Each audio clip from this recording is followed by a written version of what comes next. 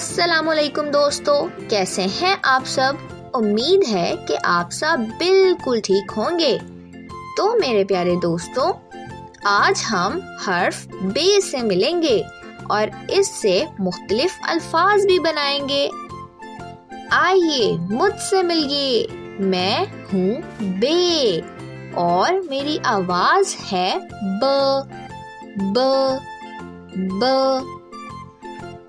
बे ब बकरी। जरा गौर करिएगा दोस्तों, बकरी की शुरू की आवाज में बे आता है। बे ब बकरी। सेब। दोस्तों जरा गौर करें, सेब के आखिर में बे की आवाज आती है। तो चलिए दोस्तों, अब बे से कुछ अल्फाज बनाते हैं। ब आ बा, ब आ बा, बा बा आ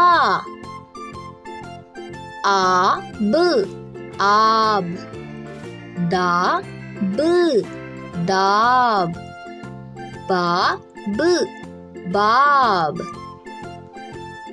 आ ब आ बा, ब आ बा बाबा, आ। उम्मीद करती हूँ दोस्तों, आप लोगों को बे से अल्फाज बनाने में बहुत मज़ा आया होगा। तो चलिए फिर मिलते हैं, तब तक के लिए खुदा हाफिज।